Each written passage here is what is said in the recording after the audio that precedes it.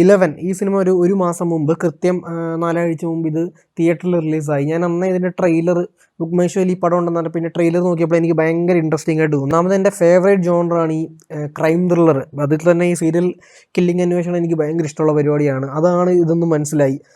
11 എന്നുള്ള ടൈറ്റിൽ എന്താണെന്നിട്ട് നമുക്ക് ട്രെയിലർ കാണുമ്പോൾ മനസ്സിലാവും. അതും ഒരു ഇൻട്രസ്റ്റിംഗ് കൺസെപ്റ്റാണ്.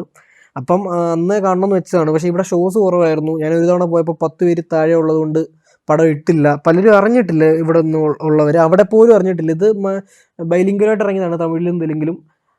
നവീനാണ് ഇതിലെ ഹീറോ ആയിട്ട് അഭിനയിച്ചിട്ടുള്ളത്. പുള്ളി മറ്റേ ഇൻസ്പെക്ടർ ഋഷി, പിന്നെ ജിഗർദണ്ഡയിലെ വില്ലൻ, അങ്ങനെയൊക്കെ ചെയ്തിട്ടുള്ളത് പുള്ളി. തമിഴ്നാട്ടിൽ എന്തായാലും ഫ്ലോപ്പാണെന്നാണ് തോന്നുന്നത്. തെലുങ്കിലൊരു ആവറേജ് ഗ്രോസറായിട്ടാണ് തോന്നിയത്.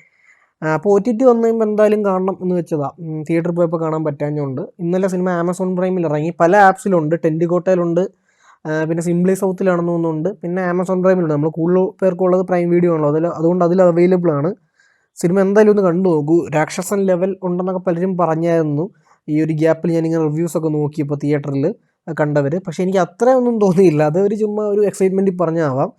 പക്ഷേ ഈ രാക്ഷസന് ശേഷം മലയാളത്തിൽ നിന്ന് നമുക്ക് അഞ്ചാം പാതിര വന്നു, ഫോറൻസിക് ഒരു പരിധി വരെ വന്നു, പിന്നെ തമിഴിൽ നിന്നാണ് പോർത്തൊഴിൽ രാക്ഷസന് പറ്റിയൊരു കോമ്പറ്റീറ്റർ ആയിരുന്നു. അത്രയ്ക്കും ഇല്ലെങ്കിൽ അതിനടുത്തെത്തി.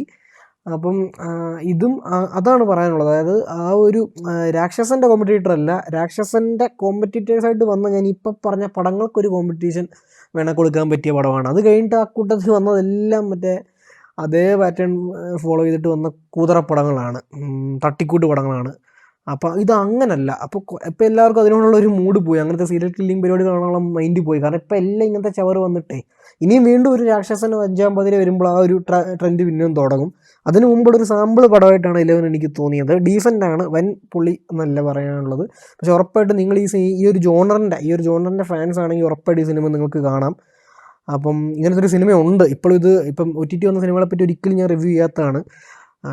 ഇത് റിവ്യൂ ഒന്നും അല്ല, ജസ്റ്റ് ഇങ്ങനെ ഒരു സിനിമ വന്നു എന്ന് പറയാൻ വേണ്ടി മാത്രം ചെയ്യുന്ന വീഡിയോ ആണ്. റേറ്റിംഗ് OTT വന്നുകൊണ്ട് തന്നെ റേറ്റിംഗ് ഒന്നും പറയുന്നില്ല. നിങ്ങൾ ഈ ഒരു ജോണറിൻ്റെ ഫാൻസാണ്, നിങ്ങൾക്ക് സമയം ഉണ്ടെങ്കിൽ ഉറപ്പായിട്ട് ഈ സിനിമ നിങ്ങൾ കണ്ടു നോക്കൂ. മോശം പറയത്തില്ല, ഉറപ്പാണ്.